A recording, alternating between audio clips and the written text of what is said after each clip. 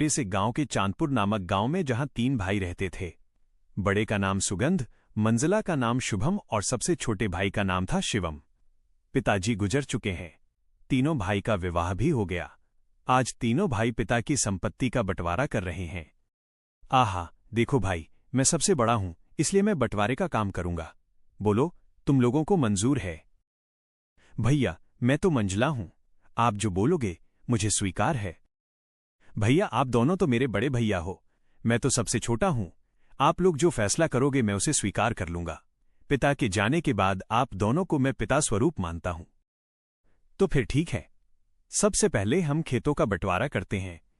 देखो भाई, हमारे पास 2 खेत हैं और 1 मेढ़ है। हम लोग 3 भाई हैं, इसलिए 2 खेत में से 1 मैं और 1 मंजिला शुभम का होगा और बचा मेढ़ छोटा भाई यानी कि शिवम का होगा। अरे वाह, बहुत अच्छा निर्णय है भैया, मुझे मंजूर है। कहो भोला, तुम तो चुप हो गए, क्या तुम्हें मंजूर नहीं? नहीं नहीं भैया, आप जो कहेंगे वो मुझे मंजूर है। अच्छा तो ठीक है, अब बारी आती है हमारे पिताजी द्वारा लगाए गए आम के पेड़ का। चलो अब आम पेड़ के पास चलते हैं। अब तीनों भाई आम पेड़ के पास आते हैं। आम के पेड़ में 2 डाली है, दोनों डालियों में आम के फल लदे हुए हैं। देखो भाई, ये है आम का पेड़। अब इसका बंटवारा भी कर लेते हैं। देखो, इसमें 2 डाली है और 1 जड़ है। इन 2 डाली में से 1 डाली मेरा होगा और 1 शुभम का होगा और जड़ शिवम का होगा। बहुत अच्छा भैया, ये फैसला भी मुझे मंजूर है। आप लोग तो बड़े हो, मैं तो सबसे छोटा हूं। मैं भला आप लोगों के बात को कैसे टाल सकता हूं? मुझे भी मंजूर है भैया। अब तीनों भाई घर के पास आते हैं। अब घर का बंटवारा भी होना है। तो फिर ठीक है, अब बारी आती है इस घर की। इस घर में 4 कमरे हैं और 1 छत है। 2 कमरा मेरा होगा और 2 कमरा शुभम का, और जो खप्पर का छत बच जाएगा वो शिवम का होगा। सुगंध के इस फैसले से शिवम बहुत दुखी हो जाता है, फिर भी बड़े भाई का फैसला मानकर वो कुछ नहीं कहता है। इस तरह घर का बंटवारा भी पूरा हो जाता है। अरे भैया, खेत पेड़ और घर के बाद और एक जरूरी चीज तो आप भूल ही गए। अरे शुभम, वो क्या जरूरी चीज है जो मैं भूल गया हूं? क्या तुम मुझे याद दिला सकते हो? भैया, पिताजी ने हम तीनों भाइयों के लिए कुछ रुपए पैसे भी तो छोड़ गए हैं, आप उसे कैसे भूल सकते हो? अरे हाँ, याद आया, जरा रुको, मैं अभी लेकर आता हूं। बड़ा भाई सुगंध घर के अंदर से एक मटका लेकर आता है जिसमें कई सिक्के भरे थे और उनमें से कुछ पुराने जमाने के सिक्के भी थे। देखो भाइयों, इसमें से 2 प्रकार के सिक्के हैं, एक जो अभी वर्तमान में चल रही हैं, वहीं दूसरा जो हमारे दादा के दादा के दादा जमाने के हैं, यानी कि बहुत पुराने जमाने के सिक्के हैं, जो कि कुछ अजीब धातुओं के साथ बनाया गया है। तो भैया, अब इन सिक्कों का कैसे बंटवारा करोगे आप? तो सुनो, अभी के जमाने में जितने भी सिक्के चल रहे हैं, उन सिक्कों को मैं और मंझला भाई शुभम का होगा, और जो सिक्के बहुत पुराने हैं, जो कि पुराने धातुओं से बनाए गए हैं, वो शिवम का होगा। इस तरह दोनों भाई रुपए पैसे को भी ले जाते हैं। देखो शिवम, पुराने जमाने के सिक्के में सिर्फ 4 ही सिक्के बचे हुए हैं। तुम चाहे तो इन 4 सिक्कों को ले जा सकते हो, और बहुत ही पुराने जमाने के 4 सिक्के शिवम को देते हैं। भैया, आप दोनों तो सारे रुपए पैसे ले लिए। अगर मेरे तकदीर में ये सिर्फ 4 रुपए ही लिखा है तो मैं उसे स्वीकार करता हूं। शिवम अपने हिस्से के 4 सिक्कों को लेकर घर के अंदर जा ही रहा था कि तभी बड़ा भाई रोककर कहता है, अरे भोला, तू पगला गया है क्या? तूने सुना नहीं, बंटवारा हो गया है। अब इस घर में हम रहेंगे, तुम्हारा हिस्सा तो छत में है, तुमको तो बंटवारा छत में दिया गया है। अब तुम उस खप्पड़ छत में जाकर रह सकते हो, इस घर के अंदर अब तुम नहीं रह सकते। अब ये घर हम दोनों का हुआ। भैया, आप ही कैसी बातें कर रहे हो? मैं कहाँ जाऊंगा? मेरा तो अभी अभी शादी हुआ है, मैं कहाँ रहूंगा भैया? अरे शिवम भाई, ये तो तुम्हें पहले सोचना था ना, जब बंटवारा चल रहा था। अब पछताए क्या करें जब चिड़िया चुग गई खेत। दोनों भाई ने शिवम और उसकी पत्नी को घर से धक्के मारकर बाहर कर दिया। वहीं दोनों पति पत्नी गांव के तालाब किनारे अपनी एक छोटी सी कुटिया बनाकर रहने लगे। हे भगवान, ये हमारे साथ क्या हो रहा है? अब न घर का रहे न घाट का, कैसे चलेगा जीवन? 2 वक्त की रोटी तो छोड़ो, 1 रोटी भी नसीब में नहीं है। अब रोते जाओ, जी भर के रोते रहो। अकल तो तुम्हारी घास चढ़ने गई थी, मेरी मति मारी गई थी जो मैंने तुम्हारे साथ विवाह किया। मेरी तो किस्मत ही खराब है। बड़े भाई बोलकर तुमने कुछ ज्यादा ही इज्जत दे दी। देख लिया नतीजा, अब भुगतो। पद्मा, वो दोनों मेरे बड़े भाई थे। अब बताओ भला मैं उनसे कैसे सवाल जवाब करता? अच्छा, तुम्हारे बड़े भाइयों ने तो अपने छोटे भाई के लिए कुछ नहीं सोचा, सब कुछ तो रख लिया। तुम्हारे हिस्से में क्या दिया है? खेत के नाम पर मेड़ दिया है और पेड़ के नाम पर जड़ दिया है, घर के नाम पर छत दिया है और पैसे के नाम पर ये आदम जमाने के 4 सिक्के दिए हैं। पद्मा, अब बस भी करो, और कितनी ताने मारोगे? अब छोड़ो उन बातों को। चलो, छोड़ दिया। अब बताओ आगे का क्या? क्या करोगे? क्या खाओगे? कुछ बताओगे मुझे? अब मैं क्या करूं? पद्मा, अब तो मेरे पास कुछ भी नहीं है। एक काम करता हूं, मैं मुखिया के पास इन पुराने सिक्कों को लेकर जाता हूं। शायद इन सिक्कों के बदले मुझे कुछ नया सिक्का मिल जाए। शिवम बड़ी उम्मीदें के साथ उन 4 सिक्कों को लेकर मुखिया के पास जाता है। अरे भोला, तुम यहां बताओ कैसे आना हुआ?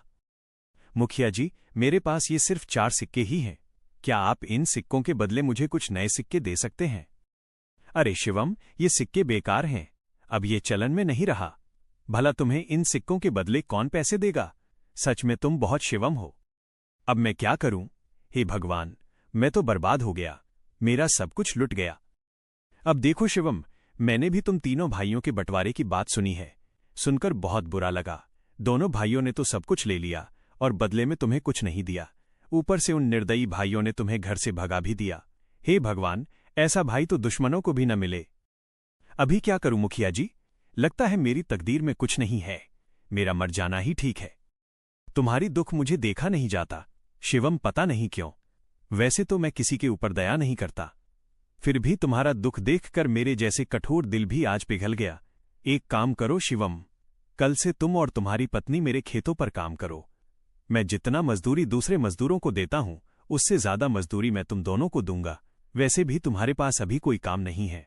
हाँ मुखिया जी, मैं आपके यहां काम करूंगा, मेरी पत्नी भी काम करेगी। ठीक है शिवम, तो फिर कल सुबह से खेत पर काम के लिए आ जाना, और ये तुम अपने सिक्के अपने पास ही रखो। शायद यही तुम्हारी 4 रुपए की तकदीर वाली निशानी है। शिवम उदास होकर वापस अपने कुटिया पर आता है। भोला की पत्नी रास्ता देख रही थी। शिवम अपनी पत्नी के पास आकर सारी बातें बताने लगता है। अब यही दिन देखना बाकी था, अब हमें दूसरे के खेतों में काम करना पड़ेगा। हाय रे मेरी किस्मत। अब देखो पद्मा, तुम ज्यादा ज्ञान मत दो, हमें काम मिला है, कल से काम पर जाना है। इस तरह दिन गुजरता गया। भोला और पद्मा अब मुखिया के खेतों पर काम करने लगे। रोजी रोटी का एक जरिया उन्हें मिल गया। खेतों पर फसल लहलहाने लगी। अरे भैया, इस साल तो हमारा फसल बहुत अच्छा हुआ है। हाँ भाई, इस साल तो बहुत ज्यादा फसल हुआ है, इस साल बहुत आमदनी होगा। अब चलो भैया, अब घर चलते हैं, कल सुबह फिर आएंगे। अरे पद्मा देखो, सुबह से दोपहर हो गया है, खाने का वक्त आ गया है। चलो कुछ खा लेते हैं। वैसे आज खाने में क्या है पद्मा? घर में जो भी थी रूखी सूखी सब ले आई हूं, जाकर ठूसो। थके हारे शिवम और पद्मा दोनों खेत के एक किनारे में बैठकर खाना खाने लगते हैं। अरे पद्मा, क्या हुआ? तुम अचानक खाना क्यों बंद कर दी? नहीं नहीं, कुछ नहीं, मैं तो बस ऐसे ही कुछ सोच रही थी। क्यों पद्मा, क्या हुआ? बताओ भी। देखो ना हम कितना काम करते हैं, सुबह से लेकर शाम तक, ऐसा कब तक चलेगा? क्या तुम्हें नहीं लगता कि हमारा कोई संतान भी हो जो बुढ़ापे में हमारा सहारा हो? हाँ पद्मा, बार बार मैं भी यही सोचता हूं, पर क्या करें, ये सब हमारे हाथ में नहीं, ये तो ऊपर वालों के हाथ में है। पता नहीं किस जन्म की सजा भुगत रही हूं, भगवान ने तो हमसे मुंह मोड़ लिया है। बेघर होकर हम भटक रहे हैं, हमारे भाग्य में कुछ नहीं, न कोई संतान, न कोई जमीन जायदाद। हाँ पद्मा, अब तो भगवान पर भी भरोसा उठने लगा है। शिवम और पद्मा दोनों बातें कर ही रहे थे कि तभी वहां अचानक एक चिड़िया आकर बैठ जाती है। अरे अरे, ये देखो तो, ये तो एक चिड़िया है, हमारे पास ही आकर बैठ गई। लगता है इसे भूख लगी है, हमें इसे कुछ खाने को देना चाहिए। हाँ पद्मा, तुम इसे कुछ खिला दो, शायद भूख के मारे यहां आ गया होगा। पद्मा ने उस चिड़िया को कुछ चावल दे दी है। चिड़िया कुछ देर पद्मा को देखती रहती है, फिर चिड़िया उस चावल को खाकर उड़ जाती है। अब चलो पद्मा, घर चलते हैं, शाम भी हो रहा है। शिवम और पद्मा दोनों खेतों पर काम करने के बाद अपना कुटिया पर चले जाते हैं। सुनिए शिवम जी, ये फावड़ा उठाओ और मेरे साथ चलो। पर कहां तुम फावड़ा लेकर कहां जाने की बातें कर रही हो? ज्यादा सवाल जवाब नहीं, मेरे साथ चलो, आज कुछ जरूरी काम करनी है। कोई जरूरी काम, वो भी इस वक्त रात को? हाँ जी, आज हम वो काम करने जा रहे हैं जिसे आपको पहले ही कर लेना चाहिए था। माँ के कहने पर शिवम फावड़ा उठाता है। दोनों पति पत्नी अपने उस खेत के मेड़ पर आते हैं जो उन्हें बंटवारे पर मिला था। पद्मा, ये तो हमारा मेड़ है, और वहां पर जो फसल लगी है, जहां पानी भरा हुआ है, वो तो मेरे दोनों बड़े भाइयों का खेत है, और हम जहां खड़े हैं यही हमारा मेड़ है। इसलिए तो मैं तुमको यहां लेकर आई हूं बुद्धू। और सुनो, आप इस मेड़ को अभी के अभी तोड़ दो। ये क्या कह रही हो तुम? इससे तो मेरे दोनों भाइयों के पूरे फसल बर्बाद हो जाएगा। बिना मेड़ के भला खेती कैसे हो सकता है पद्मा? यह समस्या तुम्हारे भाइयों का है, तुम्हारा नहीं। हमारा मेड़ हमारी मर्जी तोड़े या रखे। अरे वाह पद्मा, वाह, मुझे पता नहीं था। तुम तो बड़ी होशियार हो, अब मुझे समझ में आ गया। इस तरह पद्मा और शिवम ने खेत के सारे मेड़ को तोड़ दिया, जिससे खेतों से पानी बह गया और फसल बर्बाद हो गया। अगली सुबह जब दोनों भाई खेत पर पहुंचते हैं, हे भगवान, ये क्या हो गया? हमारे सभी फसल तो बर्बाद हो गया। कितनी अच्छी फसल लगी थी। सोचा था इस साल सोने के गहने लूंगा, पर सपना सपना ही रह गया। अरे भाई, हम दोनों तो बर्बाद हो गए रे। कितनी अच्छी फसल लगी थी, अब बिना पानी से सब सूख गया। भला अब फसल कैसे होगी? अरे भैया, वो देखो, खेत का मेड़ को किसी ने तोड़ दिया है। जब मेड़ ही नहीं है तो खेत में पानी कहाँ रहेगा, और हम सिंचाई कैसे करेंगे? जरूर ये काम शिवम का होगा, जरूर उसने होशियारी की होगी। सुगंध और शुभम दोनों रोते हुए घर को आते हैं। घर आकर अपनी पत्नियों को सारी कहानी बताने लगते हैं। अरे ये क्या हो गया? देखो जी, मेरी बात सुनो। अगर फसल बर्बाद हो गया है तो कोई बात नहीं, हमारा आम का पेड़ तो है। हाँ, तुमने बिल्कुल सही कहा, पर अभी आम पकने को कम से कम 12 से 15 दिन और लगेगा। हाँ भैया, जब आम पक जाएंगे तो हम उसे बाजार ले जाकर अच्छे पैसे कमा सकते हैं। हाँ शुभम, तुम बिल्कुल ठीक कह रहे हो। अब यही एक रास्ता बचा है, वरना हम सब भूखे मर जाएंगे। अरे पद्मा, तुम तो कमाल कर दिया, मेड़ तोड़ दिया। जैसी करनी वैसी भरनी, ये उन्हीं के कर्मों का फल है। सुनो जी, आज रात हमें और एक काम करना है। अरे पद्मा, इस बार क्या करना है? अरे बुद्धू, तुम अब देखते जाओ, वो तुम्हें शाम होने के बाद ही बताऊंगी। जैसे ही शाम हुआ, पद्मा और भोला दोनों कुल्हाड़ी लेकर उस आम के पेड़ के नीचे पहुंच जाते हैं जो उन्हें बंटवारे पर मिला था। सुनो जी, क्या यही वो आम का पेड़ है? हाँ पद्मा, यही तो बंटवारे वाला आम का पेड़ है। एक डाल पर बड़े भैया और एक डाल पर मंझला भैया का अधिकार है। तो फिर हमारा हिस्सा कौन सा है? अरे पद्मा, मैंने तो पहले ही तुम्हें बता दिया था कि हमारा हिस्सा सिर्फ जड़ है, इसके अलावा और कुछ भी नहीं। तो फिर ठीक है, इस पेड़ का जड़ तो हमारा है, इसलिए इस जड़ को रखे या काटे हमारी अपनी मर्जी। दोनों पति पत्नी आम के पेड़ को काट देते हैं। आम का पेड़ नीचे जमीन पर गिर जाता है। एक जोरदार आवाज होता है। सुगंध और शुभम दौड़कर पेड़ के पास आते हैं। शिवम और पद्मा को दोनों भाई पकड़ लेते हैं। अच्छा, तो तू है शिवम, तू हमसे बदला ले रहा है। आज तो तेरा खैर नहीं, तुझे तो इसकी सजा जरूर मिलेगी। अरे रुको भैया, हम इन दोनों को राजा के पास ले चलते हैं और इनको कौड़े की मार वाला सजा दिलवाते हैं। हाँ, बिल्कुल ठीक कहा शुभम तुमने।